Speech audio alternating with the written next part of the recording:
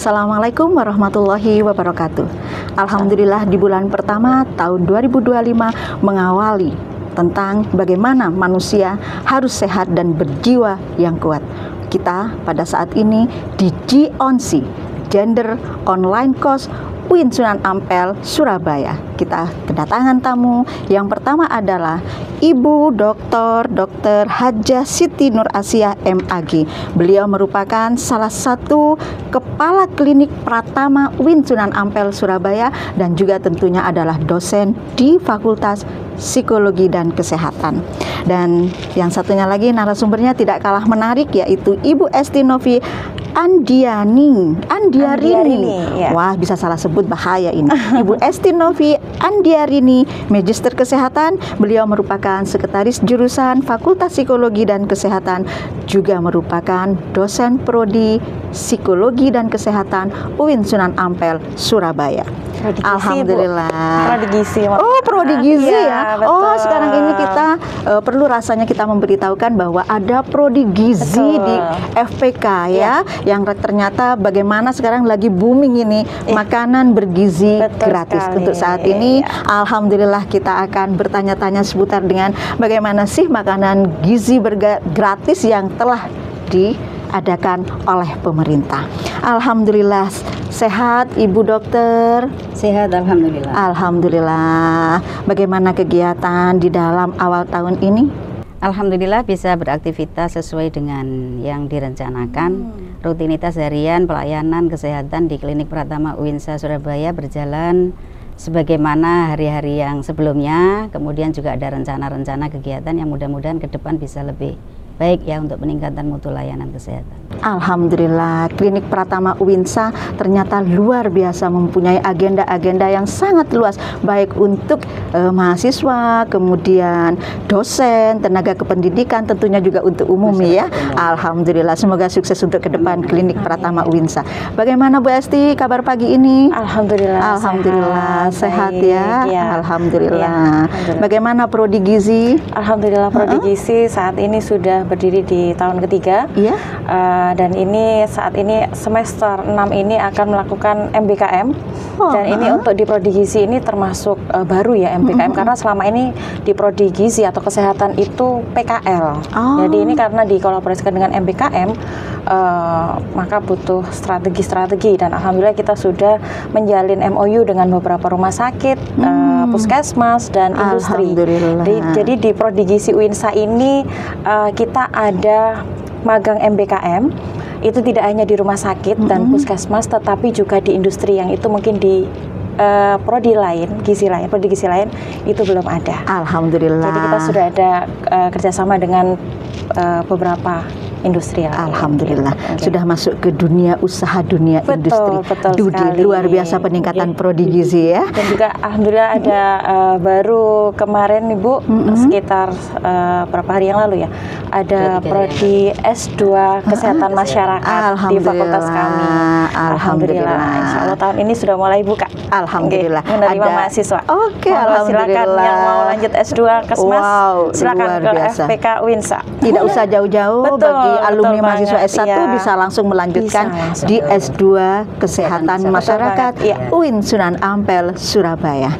Alhamdulillah, terima kasih kehadirannya di podcast GONC LP2M UIN Sunan Ampel, Surabaya saat ini.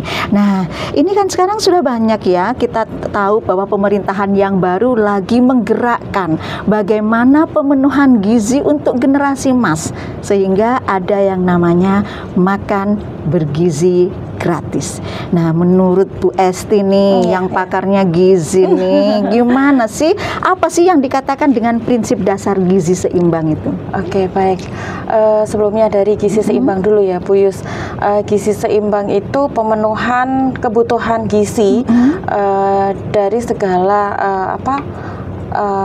pemenuhan dari segala kebutuhan gizi yang perlu yang diberikan untuk pertumbuhan dan perkembangan. Jadi apa aja sih gizi yang diperlukan itu, mulai dari karbohidrat, protein, mineral, lemak itu. Dan prinsip-prinsip gizi seimbang tidak hanya itu saja, Bu.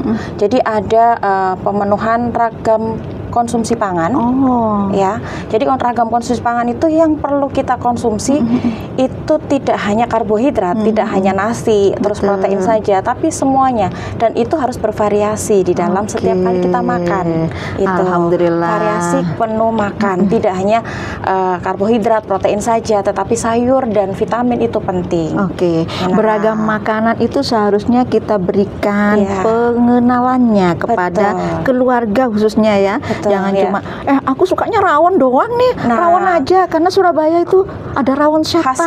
Khasnya rawon. Gitu. Ternyata ada pemenuhan gizi seimbang yang harus kita lakukan dengan beragam jenis makanan yang harus kita berikan kepada keluarga dan memenuhi standar gizi tersebut. Tidak hanya karbohidrat, mineral, protein, kemudian juga lemak, harus ada semua ya, ada variasinya. Dan itu juga tidak melulu itu saja gitu. Harus ada ragam menunya ya. Jadi menunya. bagaimana apalagi sekarang generasi alfa dan tahun 2025 ini kita akan menghadapi generasi beta ya.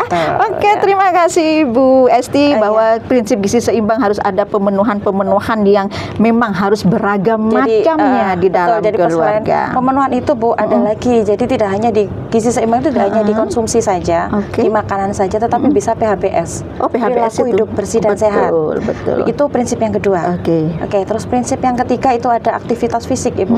Jadi tidak hanya perilaku kita di dalam keseharian kita membuang sampah atau mencuci tangan sebelum dan sesudah makan. Nah, itu yang mungkin saat ini sudah mulai kita lakukan ya. Mungkin dampak dari sejak COVID kemarin Jadi kita sudah mulai terbiasa untuk cuci tangan. Gitu. Betul. Itu termasuk salah satu PHBS. Kemudian yang ketiga itu aktivitas fisik. Ya olahraga. Mungkin itu yang perlu digalakkan lagi. Karena sekarang mager anak-anak sekarang itu kita kayaknya sudah malas kayaknya olahraga. Kalau saya sih olahraganya di mall Bu Esti lebih enak kayaknya Bu Esti. Tapi itu kalau kita hitung Ibu jalan di mall itu berapa langkah Ibu? Bisa sampai 6.000, 7.000. Nah, itulah kelebihannya ya, sekaligus kita bikin sehat.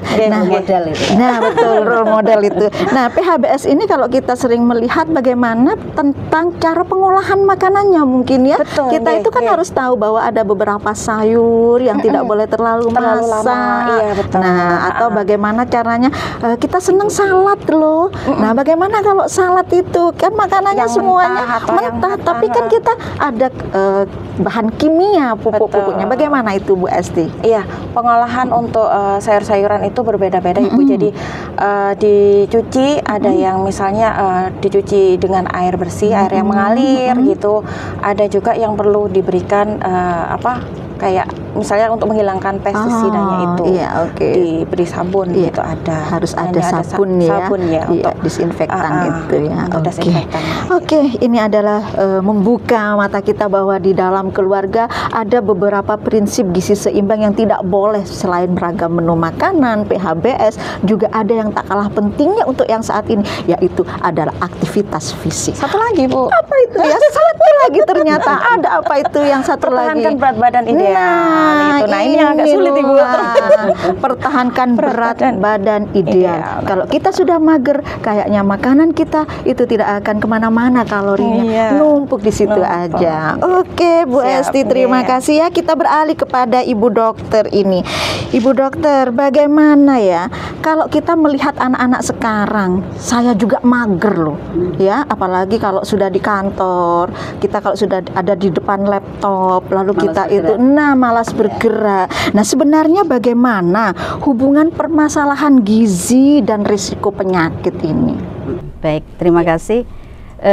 Sebenarnya persoalan gizi ini sangat relate ya dengan timbulnya berbagai macam penyakit, baik penyakit yang berkaitan dengan infeksi maupun penyakit yang tidak berkaitan dengan infeksi. Kalau kita bicara tentang permasalahan gizi, itu sebenarnya tidak hanya pada persoalan gizi buruk, stunting, wasting, dan lain sebagainya, tetapi juga yang agak terlepas dari perhatian kita adalah gizi lebih. Overweight ya. Kegemukan ternyata juga masalah loh ya. Nah, sehingga tadi yang disampaikan oleh Bu Esti panjang lebar bagaimana kita bisa menjaga gizi seimbang itu menjadi perilaku keseharian kita di dalam mengatur pola makan. sehingga yang namanya malnutrisi itu tidak terjadi, khususnya untuk anak-anak generasi muda kita ya, yang kita persiapkan nantinya di Indonesia Emas 2045 akan menjadi populasi yang dominan begitu. Kaitannya dengan penyakit baik yang kurang gizi maupun yang lebih gizi, ini memang sama-sama memberikan peluang terhadap terjadinya angka kejadian penyakit gitu ya.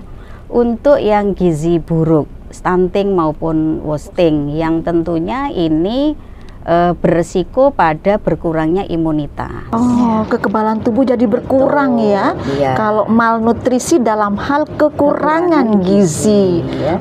Kalau kekurangan gizi terkait dengan stunting, di mana ini terjadi adanya kekurangan gizi yang kronis ya, ini bisa berakibat pada penurunan imunitas yang ke depan ketika anak-anak ini menjadi remaja dan dewasa sangat rentan terhadap terjadinya penyakit. Demikian pula dengan anak-anak yang wasting, yang itu sebenarnya relate pada kejadian-kejadian infeksi yang berulang ya.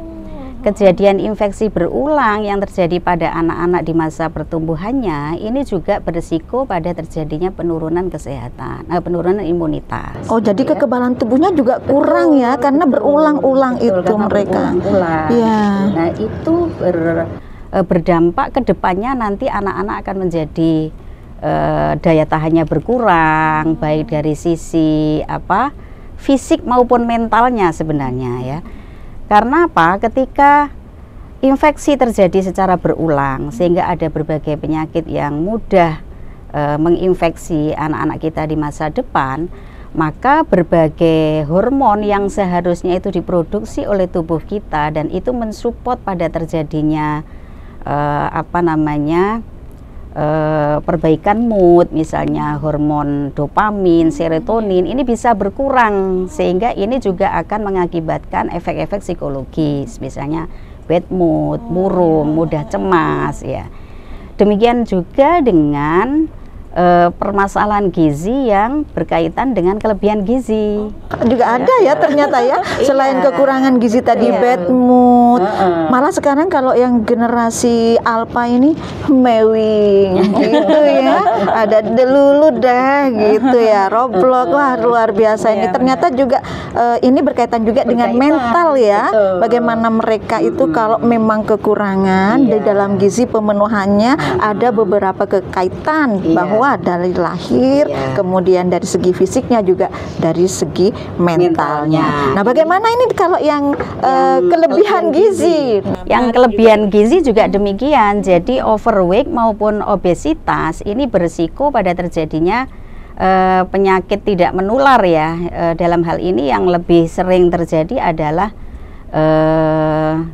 hipertensi, kemudian diabetes mellitus, kemudian penyakit-penyakit kardiovaskuler yang lain, terjadinya risiko stroke kalau sampai kedua penyakit yang merupakan metabolic syndrome sebelumnya itu tidak tertangani dengan baik. Nah, ini kan menjadi tidak baik untuk generasi emas ke depan gitu ya. Ini juga terkait dengan persoalan psikologis, karena anak-anak remaja misalnya yang tumbuh dengan overweight maupun obesitas, tentu kepercayaan dirinya berkurang. Betul, karena mereka role modelnya biasanya body shaming. Kesana ya. Jadi citra dirinya menjadi menurun, kepercayaan dirinya menjadi menurun, dan ini menjadi berefek tidak baik pada kondisi psikologisnya gitu ya. Banyak di antara anak-anak remaja kita yang kemudian merasa enggan untuk bergaul dengan teman-temannya karena takut dibully ya, karena berat badannya berlebih gitu, postur tubuhnya tidak sesuai dengan apa yang dia harapkan, definisi cantik yang diharapkan oleh masyarakat tidak seperti itu. Nah, ini akan mengganggu secara psikologis. Nah, inilah yang perlu menjadi perhatian kita semua. Pemerintah juga sudah mengantisipasi dengan banyak hal, baik yang terkait dengan gizi kurang maupun yang terkait dengan gizi lebih.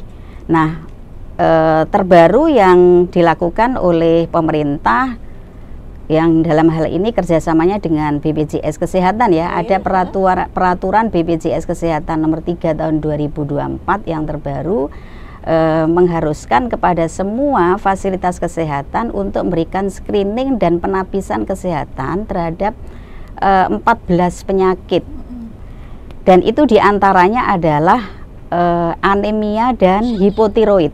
Oh, anemia ya. Ya, anemia dan hipotiroid. Jadi adik-adik remaja putri kita tidak boleh anemi.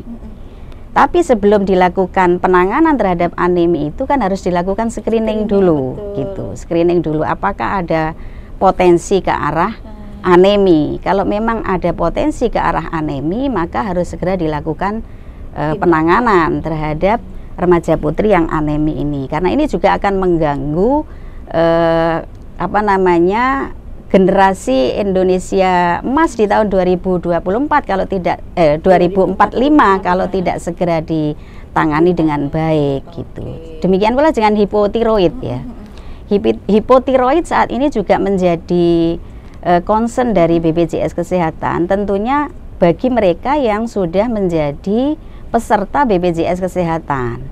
Sehingga untuk persalinan ibu melahirkan itu sekarang kalau memang dari sisi pemeriksaan dan asesmen sebelumnya ini dicurigai adanya hipotiroid pada bayi lahir, maka ini ada screening hipotiroid sejak awal supaya tidak terjadi gangguan pertumbuhan fisik maupun mental yang dipicu oleh karena adanya hipotiroidisme gitu ya. Oke, alhamdulillah. Jadi tidak salah dong kalau pemerintah kita lagi menggalakkan makan bergizi gratis untuk anak sekolah. Tapi bagaimana penanganannya saat ini? Banyak sekali yang kita ketahui bahwa pengelolaan seperti tadi Bu Esti mengatakan bahwa harus adanya variasi di dalam menu makanan. Nah, pemerintah sendiri yang kita dengar selama ini ada isu loh ya yang di luar sana bahwa mereka dikasih makanan yang tidak sesuai standar di dalam gizi seimbang tadi, bahwa dikatakan juga oleh Bu Dokter akan ada dampak-dampak yang luar biasa nanti terhadap penyakit-penyakit ini.